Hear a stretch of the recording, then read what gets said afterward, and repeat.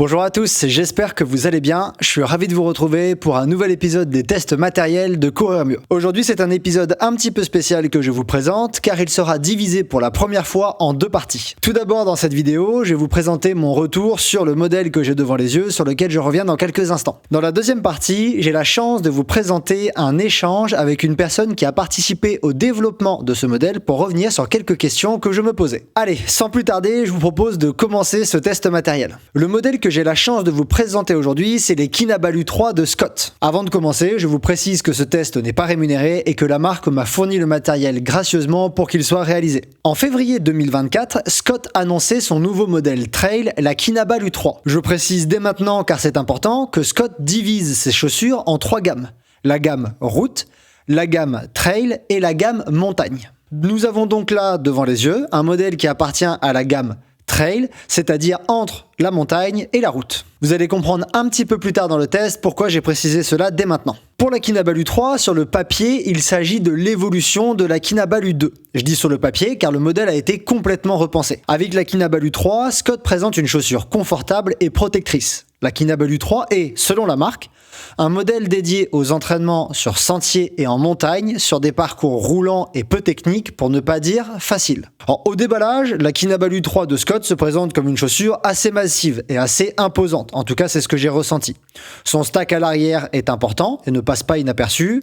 Et les premières impressions révèlent une chaussure qui est assez rigide. En main, comme vous pouvez le voir, la Kinabalu 3 se déforme très peu, tant lorsqu'on essaie de la tordre sur elle-même, que de l'avant vers l'arrière. Jusqu'ici, vous me direz rien de très surprenant quand on connaît la marque Scott et ses modèles trail qui sont tous teintés de cette singularité, d'une certaine rigidité. Sans plus attendre, je vous propose de rentrer dans les caractéristiques techniques de la Kinabalu 3. Je vous présenterai ensuite son évolution par rapport à la Kinabalu 2 et après, je vous donnerai mes retours après mon test. Donc, la Kinabalu 3 est une chaussure qui pèse 315 grammes en 42 hommes, 390 grammes en 46 hommes, c'est le modèle que vous avez devant les yeux, que j'ai testé, et 300 grammes en 40 femmes. Concernant la hauteur du stack, on est à 29,5 mm à l'arrière et 22,5 mm à l'avant. 29,5 à l'arrière, 22,5 à l'avant, ça nous donne donc un drop de 7. Concernant son mesh, je reviendrai un peu dessus par la suite, surtout dans mon échange avec la personne qui a participé au développement de chez Scott.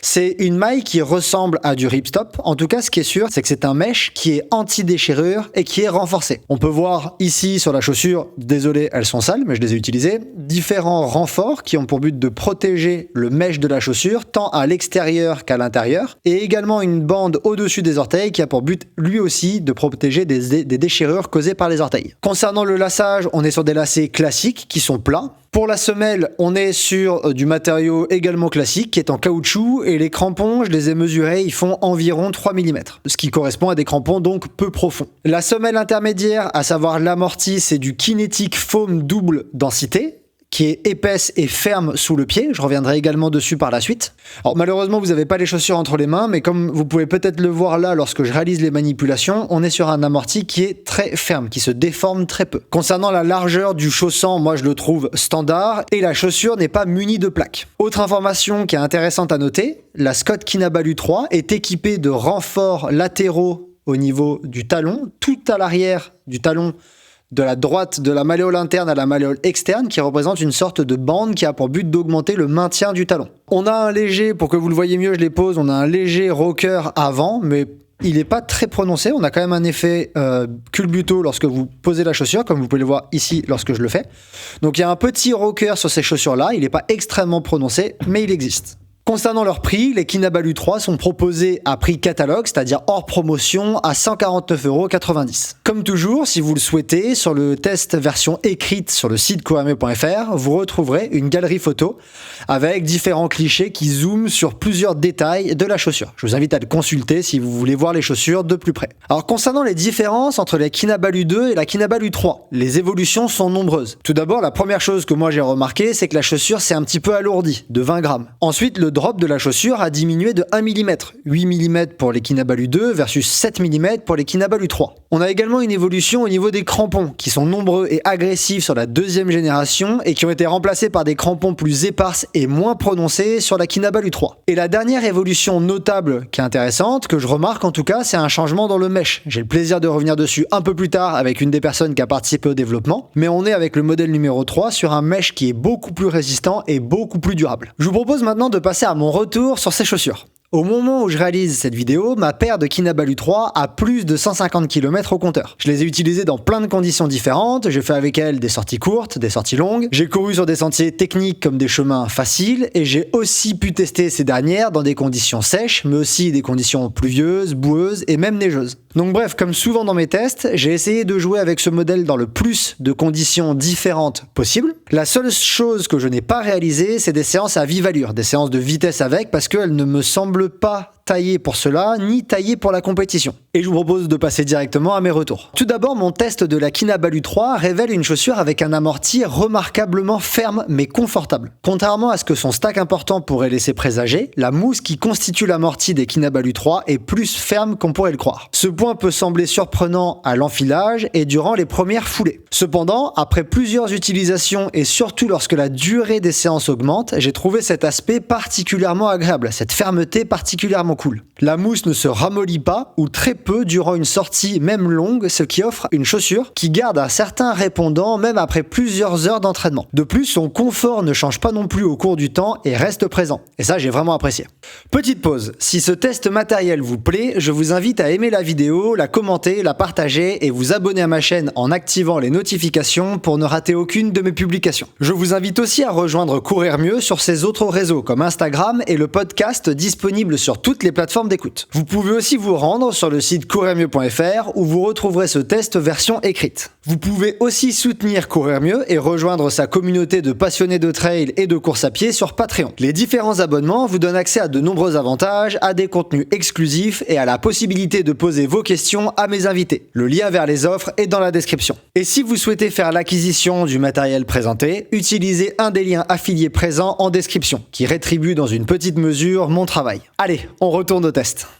La Kinabalu 3, c'est également une chaussure que j'ai trouvée précise. Tout d'abord, son mesh est relativement rigide et ne se déforme pas durant l'utilisation. De même, et comme je l'ai mentionné précédemment, la chaussure est très difficile à déformer, la rendant résistante aux torsions non souhaitées. Comme je vous l'ai montré avant, elle se plie pas sur elle-même, ni de l'avant vers l'arrière. Donc ensemble, ces caractéristiques font des Kinabalu 3 une chaussure que j'ai trouvée précise et qui répond bien au mouvement du pied. Lorsque le terrain force à la torsion, ni le mesh ni la semelle ne se déforment, facilitant la correction de la foulée sans surprise et sans avoir l'impression de lutter avec une chaussure molle. Ensuite, bien que mon modèle n'ait que 150 km au compteur, j'ai le sentiment que les Kinabalu 3 de Scott sont particulièrement durables. En effet, leur amorti rigide présage une tenue dans le temps, un moindre affaissement et une certaine résistance à travers les kilomètres. De même, le mesh rigide en maille qui ressemble à du ripstop est résistant aux déchirures et par exemple, malgré plusieurs frottements et abrasions sur des rochers, aucune trace d'usure n'est visible sur l'empeigne de mes Kinabalu 3. Ces deux aspects de la chaussure me laissent entendre que cette paire durera longtemps, qui a une belle durabilité et c'est un point que j'apprécie moi particulièrement. Je suis pas très fan des chaussures qui sont mortes au bout de 300 km. Et là j'ai le sentiment qu'on peut aller facilement vers les 6, 7, 800 km avec elles. Alors maintenant je vais vous parler de l'accroche et de l'adhérence sur ces chaussures. Scott l'a annoncé, les Kinabalu 3 sont pensés pour les trails roulants, peu accidentés, voire même faciles. Et mon test vient confirmer ce point. À l'utilisation, j'ai trouvé que ces chaussures se montrent peu à l'aise lorsque le terrain est humide et gras ou lorsque le sol est meuble. Leur accroche peut vite faire défaut lorsque la technicité du terrain augmente, et de même, les crampons de la Kinabalu 3 se montrent vite instables, glissant sur terrain mouillé. Par exemple, il est facile de sentir son pied légèrement déraper sur une roche humide. On pourrait même quelque peu regretter cette moindre approche et cette adhérence limitée, surtout quand on connaît les autres chaussures de Scott. Mais, comme je vous l'ai dit au début, le comparatif que moi je fais, c'est avec des chaussures qui sont de la gamme montagne et pas de la gamme trail, donc je sais pas s'il est si pertinent que ça de faire le comparatif. En bref, les Kinabalu 3 sont à mon sens une chaussure à utiliser sur des terrains plutôt secs et compacts. De même, elles seront à préférer lorsque, comme la marque l'annonce,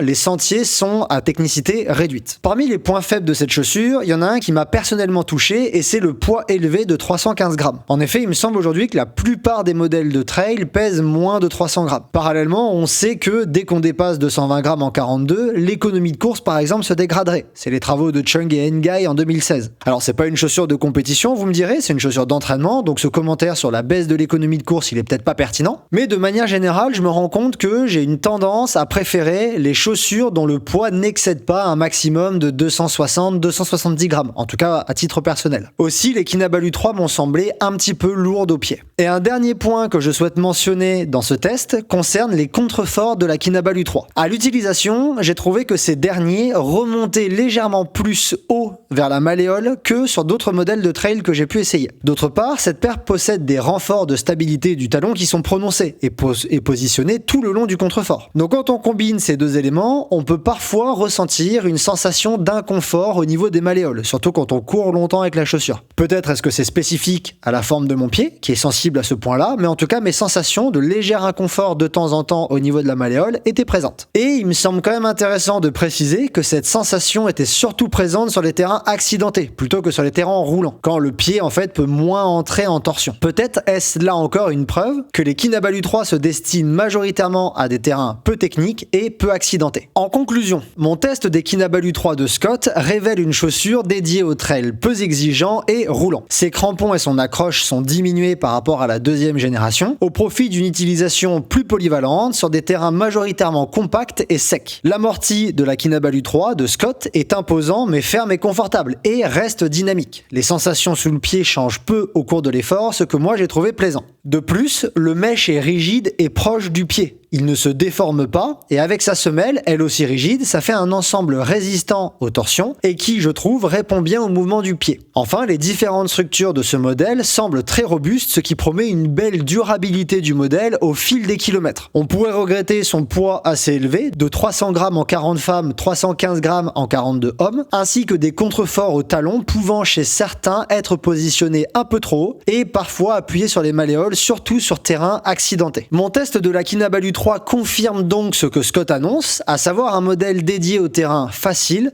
peu technique pour des coureuses et coureurs à la recherche d'un modèle protecteur, relativement polyvalent, à l'aise en forêt comme sur des sentiers roulants. Ce modèle vous offrira un maintien prononcé, un amorti conséquent et, je suis quasiment sûr, une belle durabilité. Voilà, c'est tout pour la première partie de ce test des Kinabalu 3 de Scott. Je vous propose de passer maintenant directement à mon échange avec une des personnes qui a participé au développement de ce modèle. Eh ben salut Paul, je te remercie beaucoup d'avoir pris le temps de répondre aux quelques questions que j'avais à te poser sur ces chaussures. Est-ce que tu veux te présenter en 2 secondes pour les personnes qui vont nous écouter ? Salut Cyril, écoute, merci à toi pour l'invitation. Ouais, carrément. Donc Paul Chet, je suis développeur chaussures chez Scott depuis un peu plus d'1 an et demi maintenant. Et donc voilà, avec grand plaisir de te répondre à tes questions du coup sur le développement de cette Kinabalu 3. Ouais. Et dans le détail si tu veux. Super. Et bah du coup, je te propose de rentrer direct dans les questions. Bon, le but c'est juste d'avoir 2-3 informations supplémentaires sur ce qui a été fait derrière en off que nous on voit pas. Généralement, on a juste le produit entre les mains et il s'est passé plein de choses en amont. La première question que je vais te poser, c'est que alors là, j'ai la chaussure entre les mains. Quand on regarde un petit peu, comme tu peux le voir, elle est sale. C'est la preuve que je l'ai bien testée et que j'ai bien fait des bornes avec. Comme tu peux voir là dès maintenant, il y a quand même une différence, je trouve, entre les crampons sur ce que vous aviez fait sur la Kinabalu 2, ce qu'on connaît des Scott RC qui ont des crampons très agressifs, et celle-ci. Est-ce que toi, tu sais un peu pourquoi il y a eu ce choix dans l'évolution de la semelle ? Ouais. Alors en fait, le but c'était toujours de garder un peu cet esprit chevron, donc en V. Nous, ce qu'on a voulu faire, c'est de rendre le chevron que tu as vu sur la Kinabalu 2 ou qu'on a aussi par exemple sur la Supertrac RC2, de le rendre un peu plus versatile.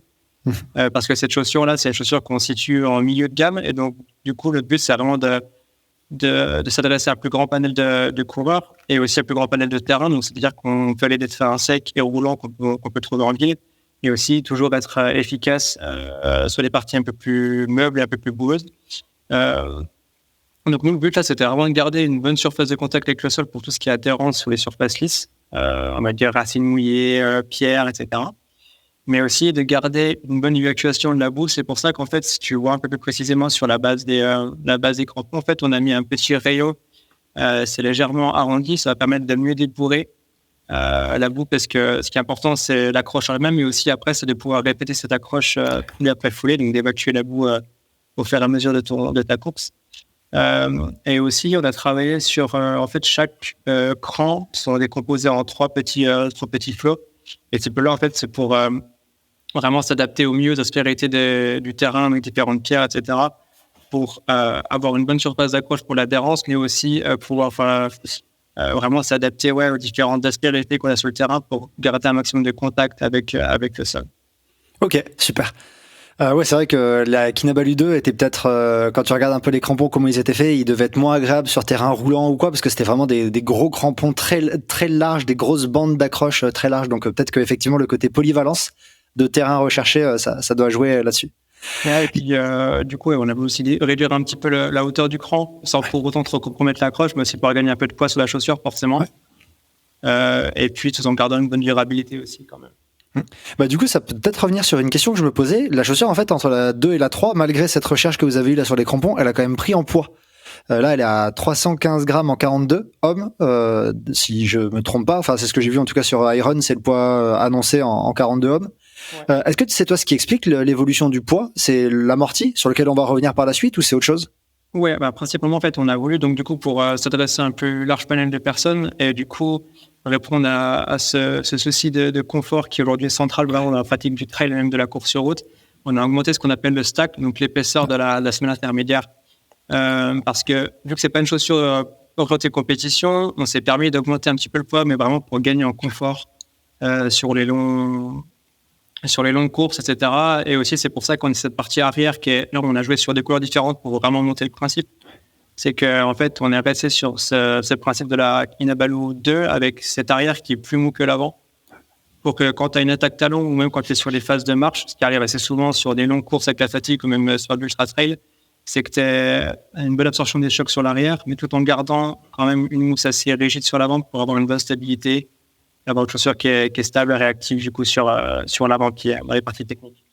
Ouais, ok. Et alors là, tu fais la transition typiquement avec moi. Ce que j'ai le plus aimé sur la Kinabalu 3, c'est justement cet amorti à l'arrière que j'ai trouvé au début surprenant. Au déballage de la chaussure, je me suis dit, wow, c'est ferme sous la main par rapport à d'autres amortis que tu peux toucher. Au toucher, c'est bien plus ferme.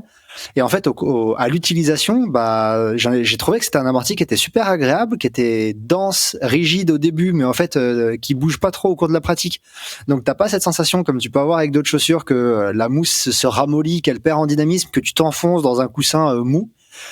Comment vous avez réussi à faire ça? Parce que ça, moi, c'est vraiment le point que j'ai adoré sur la chaussure. Est-ce que vous avez une mousse particulière? Est-ce que c'est une structure particulière? Alors en fait, on est resté sur une base de VA comme ce qui se fait principalement en trail aujourd'hui sur des chaussures milieu de gamme. Par contre, cette EVA-là, on l'a du coup mixé avec un composé de la marque Do. Et en fait, c'est ce qu'utilisent d'autres marques aussi pour pouvoir réduire le poids, réduire aussi la densité de la mousse, mais tout en gardant une bonne stabilité, une bonne durabilité dans le temps. Ça permet vraiment d'avoir des mousses qui sont, on va dire, au toucher assez fermes, mais quand même moelleuses, mais qui ne s'apaisent pas, qui gardent une bonne stabilité puis un bon rebond aussi dans le temps. Ok. Du coup, ça, c'est typiquement ce que j'ai vécu. J'ai fait une sortie de 6h30 avec elle et j'avais l'impression à la fin que l'amorti n'avait pas changé de sensation entre le début et la fin de ma sortie. Et ça, j'avais trouvé ça vraiment super cool. Ok, top, ouais. Y a un autre point une autre question que je me posais, c'est ces bandes-là, en fait, là, que je montre, qui sont des bandes grises qui font tout le pourtour de la chaussure et qui viennent à l'arrière. C'est des bandes de maintien. C'est pas un défaut, hein, mais c'est juste de la déco ou c'est des bandes de maintien talons qui ont un but particulier? Non, alors en fait, à chaque fois, ce qu'on essaie souvent de faire, c'est quand même d'avoir une partie qui, surtout pour ces chaussures-là qui se veulent assez versatiles, c'est d'avoir un talon qui est quand même assez supporter des coureurs dans leur foulée. Donc en fait, c'est juste des TPU qui sont embossés, donc ça les rigidifie un petit peu et ça vient créer une sorte de cage sur l'arrière qui va vraiment maintenir le talon, mais sans non plus trop alourdir la chaussure avec... en fait, la structure interne, on n'a pas changé. On garde un renforcement interne qui est assez souple, mais on vient par-dessus mettre ce TPU qui est embossé pour baloter un petit peu de structure sans trop alourdir la chaussure et sans non plus faire en sorte que le talon soit trop rigide. Ok, super intéressant. Et la dernière question que je voulais... Vas-y, ouais. Ah pardon, vas-y. Non, bien souvent, en fait, on essaie vraiment de s'accorder entre le développement et le design pour que chaque pièce de design soit vraiment justifiée d'un point de vue d'usage en fait derrière. Oui, après, moi, une bande esthétique, parce que ça donne un look à la chaussure, ça m'aurait pas choqué. C'est juste que je me suis dit, j'avais quand même le sentiment à l'utilisation qu'elle servait à quelque chose, ces bandes. Moi, j'ai eu cette sensation de stabilité, mais je voulais quand même la confirmation que c'était pas juste une impression et qu'il y avait effectivement le développement derrière, et c'est ce que tu viens de confirmer, donc c'est cool. Et la dernière question que je me posais sur ces chaussures-là, c'est que, alors, c'est un test matos, donc c'est rare dans les tests matériels qu'on aille jusqu'à 900 bornes avec la chaussure avant d'écrire le test. Moi, en tout cas, c'est pas mon cas. Là, je suis arrivé à 150, 170 km à peu près avec elle, au moment où où j'enregistre cette vidéo. J'ai quand même le sentiment qu'en termes de durabilité, elle est prévue pour être hyper durable. C'est aussi un point que j'ai trouvé super cool. Je l'ai emmené, cette chaussure, dans des terrains qui étaient un peu accidentés. Là, on le voit, je leur montre dans la vidéo dans la partie 1, le mesh n'a pas du tout bougé, alors que j'ai frotté, j'ai glissé, il y avait des terrains, des moments humides, donc j'ai frotté la chaussure et tout. En fait, il n'y a rien qu'à bouger. Là, pareil, l'amorti qui est généreux et ferme, j'ai quand même le sentiment que du coup, ça veut dire qu'il peut durer dans le temps. Est-ce que vous, ça a été quelque chose qui était au cœur des réflexions, cette durabilité? Et si oui, est-ce que vous avez une idée de la durabilité que vous estimez ou pas du tout? Ouais. Alors en fait, nous, ce mesh-là, et c'est pour ça aussi qu'on a mis ces bandes TPU qu'on a fait sur l'avant de la chaussure pour protéger un maximum de l'abrasion qu'on peut avoir sur la partie de bas de la chaussure avec des pierres ou vraiment des parties abrasives. Mais le mesh en lui-même, en fait, on a sélectionné un mesh qui est fait à base de monofilaments. Donc c'est des filaments qui sont beaucoup plus résistants et beaucoup plus durables dans le temps. Et la chaussure, nous, sur les tests qu'on a fait, du coup, sur les phases de prototypage, on l'a emmenée à plus de 700 km. On n'a pas eu de problème d'usure sur ce mesh. On en a eu quelques-unes. Mais en fait, on a du coup recorrigé ça avec ces bandes techniques, comme je disais, pour vraiment venir couvrir les zones qui pourraient éventuellement, après 800-900 km, poser problème. Parce que vraiment, nous, notre but premier, cette chaussure, c'est qu'elle soit confortable, mais aussi qu'elle soit vraiment durable dans le temps pour que les personnes aient vraiment confiance en produit. Ouais. Bah, c'est sûr qu'une autonomie, une durée de 700 km, 800 km, c'est déjà énorme. Hein. Enfin, c'est énorme comme chaussure. Donc, si tu y arrives avec un mesh nickel, c'est un mesh ripstop, c'est ça le nom?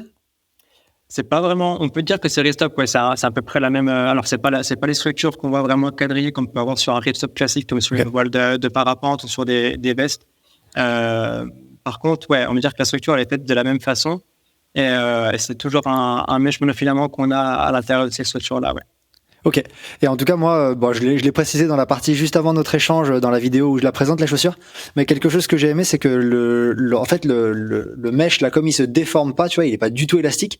Ouais. Et bah, ce qui fait que quand ton pied tourne ou vrille sur un caillou, bah, la chaussure t'as pas l'impression que tu déformes la chaussure. La chaussure, elle est parfaitement fixée à ton pied. Tu vois, elle est très proche du pied, elle reste stable. Et donc, quand tu corriges, bah, la chaussure, elle revient directement. T'as pas l'impression que tu es en train de déformer la chaussure, et j'avais trouvé ça assez agréable. Ça fait une espèce d'harmonie pied-chaussure. Enfin, pied matériel, du coup, et j'avais trouvé ça assez cool. Ok, chouette. Ouais. Eh ben, écoute, Paul, j'ai aucune autre question. C'est déjà super cool que tu nous aies apporté ces quelques informations supplémentaires sur la chaussure. Donc, si toi, t'as rien à rajouter, eh ben, je te remercie beaucoup et je te dis à une prochaine. Eh ben, écoute, pas de souci. Merci beaucoup à toi pour l'invitation. Un grand plaisir. Salut. Salut.